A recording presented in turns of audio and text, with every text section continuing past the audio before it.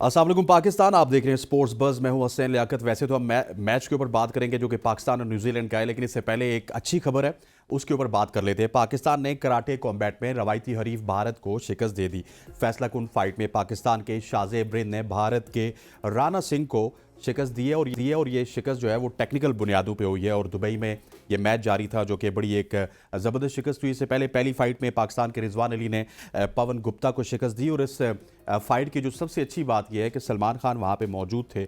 बॉलीवुड के जो स्टार हैं वो जाके मिले हैं शाहजेब से और उनकी तारीफ भी की है, क्योंकि शाहजेब ने जो ही फाइट स्टार्ट हुई तो उसके बाद उन्होंने अपने हरीफ को नॉकआउट किया जो राणा सिंह थे, और जो उनके मुक्के और गौंस और सारी चीज़ें थी उसकी वजह से वो 20 मिनट भी उनकी ये चीज़ें सह नहीं सकी और एक कोने तक मुंजमद हो गए और फिर आके रेफरी ने उनको टेक्निकल बुनियादों पर नॉकआउट कर दिया। और इसी हवाले से सलमान खान जो है उन्होंने उनको कहा कि आप तो हर किसी को जो है 20 सेकंड में नॉकआउट कर देते हो। बड़ी उन्होंने तारीफ भी की और बड़ी हौसला अफजा बात है कि पाकिस्तानियों के जीतने पे सलमान खान खुश हुए हैं। हालांकि हमने अक्सर देखा है कि यहाँ पर इतनी ज़्यादा खुशी नहीं होती।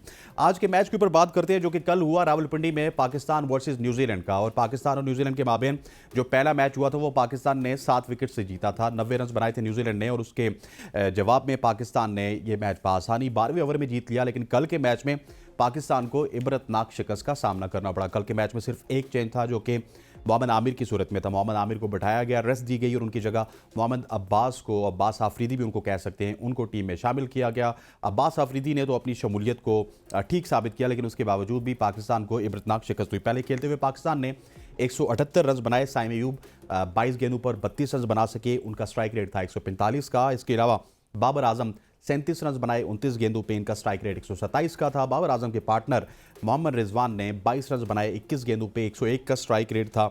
और इसी के साथ साथ उस्मान खान ने अगेन फेलियर उस्मान खान की जानिब से हुआ, 5 रन बना सके 7 गेंदों पे। Irfan Niazi was impressive, 13-20 deliveries and Shadab Khan fiery knock at the and 41 run उन्होंने बनाए 20 गेंदों पर। और ऐसे लग रहा था कि चाचा इफ्तिखार वाला रोल ये प्ले कर रहे हैं। लेकिन इफ्ती जब एंड पे आए 9 गेंदें उस वक्त बाकी थी, लेकिन 166 रन था और उसको बढ़ा के सिर्फ 178 तक लेके जा सके। अगर बात की जाए न्यूजीलैंड के बॉलर्स की तो वहाँ पे भी ब्रेसवेल ने एक बार फिर बाबर आजम को आउट किया। बाबर आजम दोनों मैचेस में स्पिनर्स का शिकार हुए और न्यूजीलैंड की बैटिंग की तो कमाल ही कर दिया। चैपमैन की अगर बात की जाए तो उन्होंने नाकाबिले शिकस्त 87 रन बनाए 42 गेंदों पर। और यूं एक बार फिर चैपमैन ड्राउना ख्वाब साबित हुए।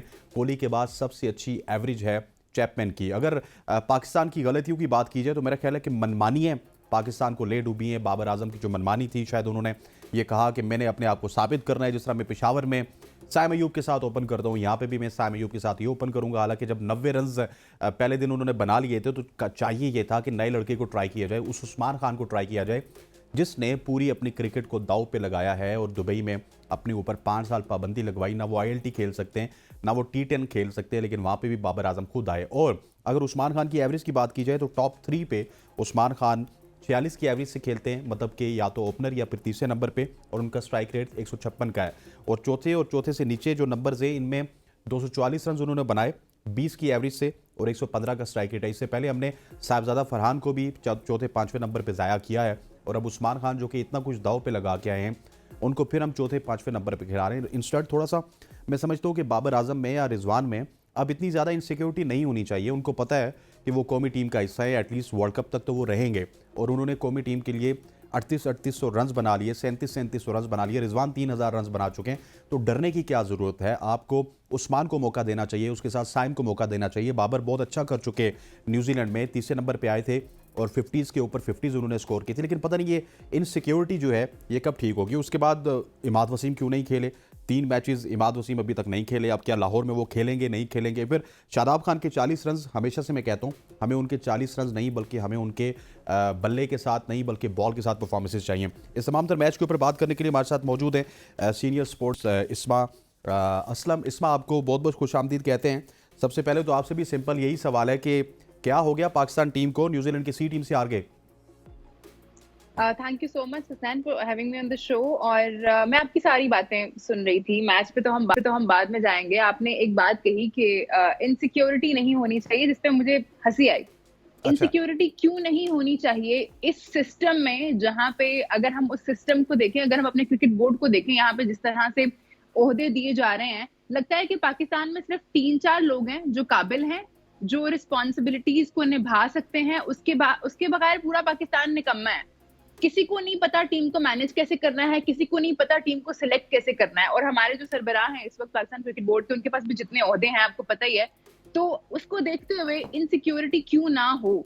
जब बाबर आजम को एक दफा तो हटा दिया जाता है, फिर अगला चेयरमैन आता है वो वापस ले आता है, तो ये कल्चर जब तक ऊपर से चेंज नहीं होगा ना, तब तक हम स्टेबिलिटी टीम में नहीं देखेंगे। जैसे आपने खुद ही कहा कि हमने फरहान को भी जो है इस तरह से जाया किया है कि उनका हमने नंबर चेंज किया। अब उस्मान खान आपने बता ही दिया कि वो अपना सब कुछ दाव पे लगा के पाकिस्तान को रिप्रेजेंट करना चाहते हैं। हालांकि उन्होंने कहा था कुछ अर्सा पहले, आपको याद होगा जब पीएसएल में उनकी बड़ी अच्छी परफॉर्मेंस थी, तो उन्होंने कहा था कि मुझे पाकिस्तान के लिए नहीं खेलना। बट ये एक ऐसी चाहत है अपने मुल्क को रिप्रेजेंट करने की कि फिर आप अपनी सारी कश्तियां चला के भी अगर आपको मौका मिले तो आप ले लेते हैं और आप अपनी सोच बदलते हैं। तो इनसिक्योरिटी नहीं खत्म हो सकती। हमें पता है बाबर ने बहुत अच्छा किया है पाकिस्तान के लिए, हमें पता है रिजवान बहुत अच्छा कर चुके हैं, बट वो जो एक एलिमेंट है ना कि पता नहीं एक परफॉर्मेंस खराब होगी तो हमें निकाल दिया जाएगा, एक टूर्नामेंट अच्छा नहीं जाएगा तो हमें टीम से निकाल दिया जाएगा, क्योंकि हमारे यहाँ तो ये कल्चर नहीं है ना स्टेबिलिटी वाला। तो जब तक वो नहीं आएगा तब तक इनसिक्योरिटी खत्म नहीं होगी। जब तक इनसिक्योरिटी खत्म नहीं होगी तब तक आप कोई रिजल्ट एक्सपेक्ट नहीं करें इस टीम से। फिर आप काकूल में ट्रेनिंग कराएं, आप इनको प्लूटो भेज दो ट्रेनिंग करने के लिए, आपको रिजल्ट नहीं मिलेंगे जब तक माइंडसेट चेंज नहीं होगा। अच्छा, इसमें आपने बात की ना कि माइंडसेट चेंज करने की बात है, तो हफीज़ ने माइंडसेट चेंज करने की बात भी की थी, उसके ऊपर अमल भी किया था। बाबर आजम को तीसरे नंबर पे खिलाया, 3-3 50s लगाई हैं, लेकिन एकदम से मतलब बाबर आजम ना 11th ओवर तक, एक दिन पहले हमें मीडिया वालों को ही बता रहे थे कि आप शाहीन अफरीदी और मेरे खिलाफ बातें करते हैं।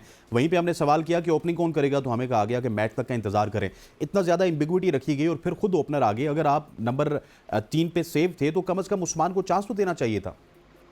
बिल्कुल देना चाहिए था, मैं मानती हूँ इस बात को चांस देना चाहिए था। मैं तो बस सिस्टम की बात कर रही थी। मुझे लगता है कि अब सीनियर प्लेयर्स को खुद को थोड़ा पीछे रखना चाहिए और जो नई जनरेशन आ रही है, जो नए लड़के आ रहे हैं, उनको मौका देना चाहिए, जो कि हमारे यहाँ रिवाज ही नहीं है। हमारे यहाँ अभी जो चीफ सिलेक्टर बन के बैठे हुए हैं उन लोग के साथ भी हमने काम किया हुआ है और वो लोग भी इस चीज के हक में नहीं होते कि नए लड़कों को मौका दे दिया जाए। और अब आप देखिए ना, जब चेंज हुआ है सारा सिस्टम तो हमारे पास पुराने लड़के वापस आ गए हैं। हम आमिर को और इमाद को वापस ले आए हैं। क्या ये वो लड़के नहीं हैं जो वर्ल्ड कप में मुख्तलिफ टीवी चैनल्स पे बैठ के इसी बाबर आजम के खिलाफ बातें कर रहे होते थे? तो अब आप सोचें कि वो लड़के जो टीवी पे खुल्लम खुला एक कैप्टन के खिलाफ बात कर रहे हैं, उस पे तनकीद कर रहे हैं, ना सिर्फ उसके खेल की वजह से बल्कि उसकी चॉइसेस की वजह से भी, अब वही उसके अंडर खेल रहे हैं।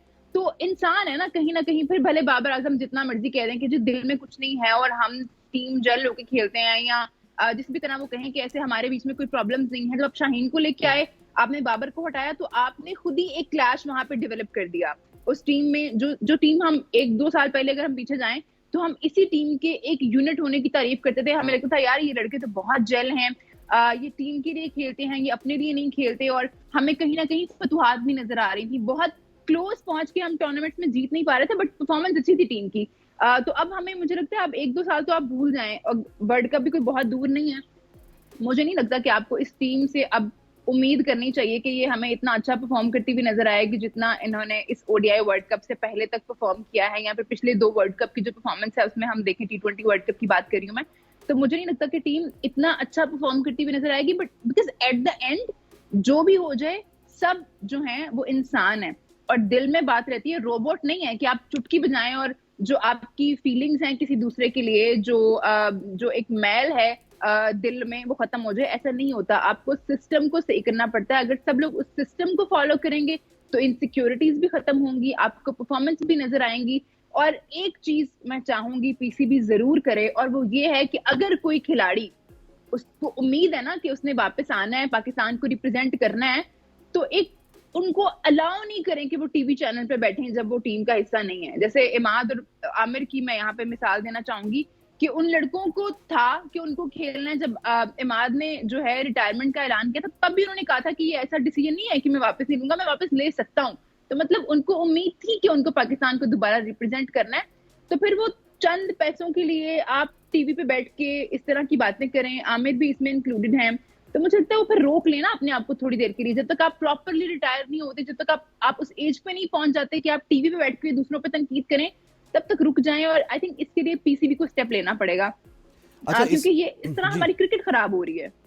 अच्छा, इसमें मुझे ये बताइएगा कि वैसे पूरे पाकिस्तान में ये वावेला है कि न्यूजीलैंड की सी टीम आई है और डेफिनेटली ठीक कह रहे हैं, इसमें सिर्फ 3-4 प्लेयर्स ऐसे हैं, चैपमैन हैं, जिमी निशाम हैं, टिम साइफर्ड हैं, ब्रेसवेल हैं या फिर इस सऊदी हैं। इसके अलावा तकरीबन उनके 9 लड़के नए हैं।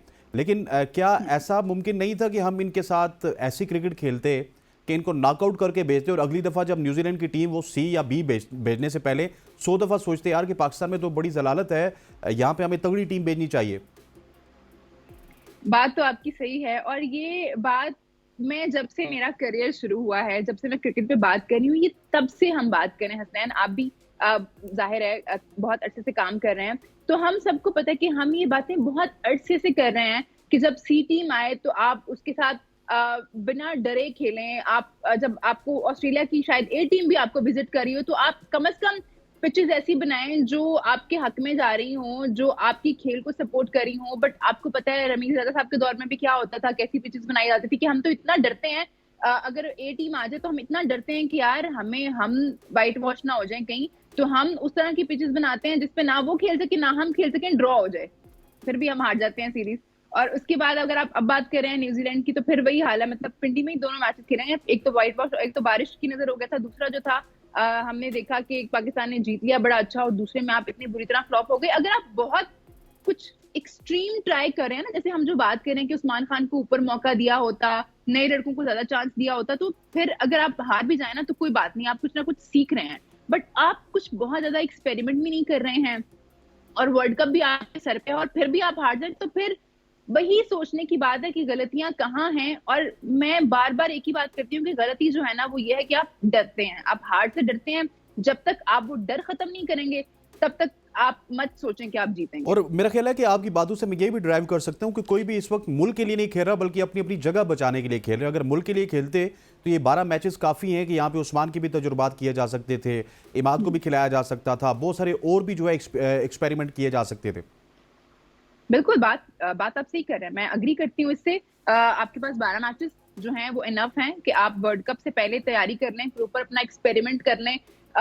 ये ना हो कि वर्ल्ड कप के करीब आके फिर आपको समझ नहीं आ रही हो कि हमने करना क्या है, क्योंकि पुराने कॉम्बिनेशन के साथ अगर आप चल रहे हैं और चलते जा रहे हैं और फेल भी हो रहे हैं, तो फिर अगले वर्ल्ड कप का इंतजार करें जो हम बचपन से करते आ रहे हैं कि चलो अगली दफा सही, अगली दफा सही, अगली दफा सही। लेकिन वही बात है कि अब तैयारी का वक्त है और आपको एक्सपेरिमेंट की तरफ जाना चाहिए। अगर आप एक्सपेरिमेंट करके फेल होंगे ना, तो शायद आपको इतना क्रिटिसिज्म नहीं मिलेगा सोशल मीडिया पे, या फिर मीडिया से बाबर को काफी शिकायत रहती है कि लोग जो हैं उनके बारे में इस तरह क्यों बोलते हैं, मीडिया में स्पेशली खबरें बाहर क्यों आती हैं। तो फिर इस तरह की खबरें ना तो बाहर आएंगी, ना हम लोग उसके बारे में बात करेंगे।